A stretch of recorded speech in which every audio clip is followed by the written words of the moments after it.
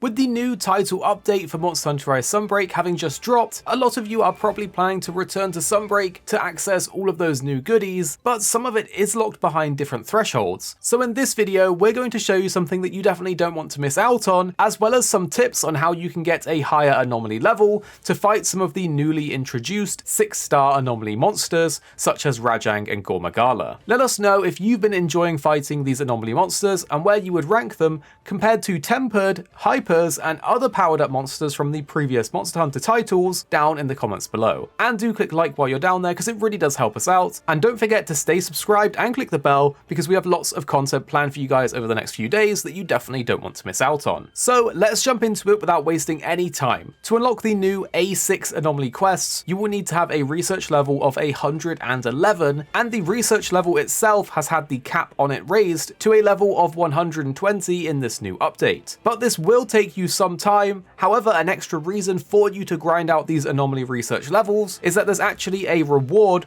with a special rampage decoration called the Bloody Jewel, which will help you fight Anomaly monsters in the future. Alongside that, you will also start to get additional Anomaly parts from these higher level Anomaly monsters at A6, which drop new dire afflicted items that can unlock even more decorations for you. Some of these new decorations that you'll get with these items include some really good ones like Foray and Burst. But before we show you what the new Rampage decoration does, let's go over some tips on how you can reach research level 111 a bit faster. It goes without saying that if you want to play at a slower pace and enjoy yourself through the game, then you can of course do that. But we still wanted to let you guys know that the triple monster quests seem to reward the most research points, giving around 1 level per hunt. In addition to this, quests with a shorter time frame and less feints available will also reward you with more points, so definitely try to prioritize those if you can. Another great thing to know is that if you just want some of the new dire parts from the new Anomaly monsters at A6, then you don't actually have to go all the way up to level 111 research to unlock them for their hunts. Instead, you'll randomly start getting them via investigations at around level 80 plus, so if you have a friend with one of these quests, you can just farm the monster that way for the parts you need and ignore the actual grind to level 111. But if you do get to level 111, then you'll have those monsters guaranteed in the quest for the Anomaly quests versus the Anomaly investigations. Hopefully that wasn't too confusing, but to recap, if you get to level 111 research level, you will have access to each of the monsters at A6 as a quest. But if you are below that, at around level 80 plus, you can instead get them randomly via investigations, which is another way to get them without having to level up even further. Out of the 5 new monsters added into the Anomaly quests at A6, there's going to be Gore,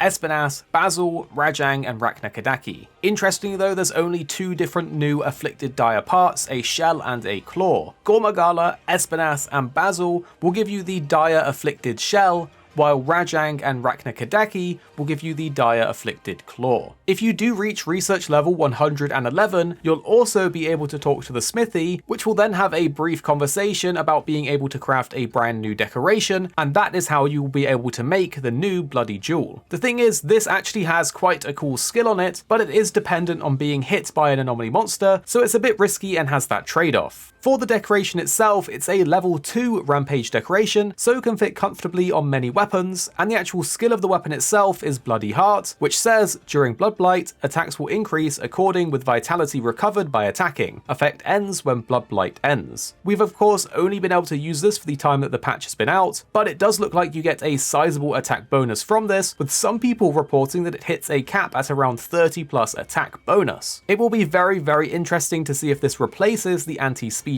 decorations for some hunters, as that is definitely a go-to option for a small attack boost, while this new Bloody Heart skill definitely gives you a very large attack bonus, but does have that drawback of needing to be hit and affected by Blood Blight. So it's a very useful sounding decoration, especially if you get hit a lot anyway, but if you find yourself very rarely getting hit by those afflicted monsters and therefore very rarely getting the Blood Blight status applied to you, then it's probably not going to be needed in your hunts. But for those that do get hit a lot, this is a sizable damage bonus that definitely looks nice to have. Either way, because of its drawback being that you have to be hit and applied with Blood Blight, it is definitely an interesting one, and I would love to hear what you guys think of this down in the comments below. It seems like a massive attack bonus at max, but of course it does have that drawback. So if you found this one interesting or helpful, definitely show support by clicking like down below. And don't forget to subscribe and click the bell because we have many new videos planned for you guys over the next few days that you definitely don't want to miss out on. There are 2 more videos on the screen now that you may enjoy if you found this one interesting. So if you did enjoy this video, the 2 on screen will probably be right up your street. You can definitely give them a click if you like the look of them. There's no obligation to, so don't worry if you don't want to, but for now they're on the screen if you do want to click.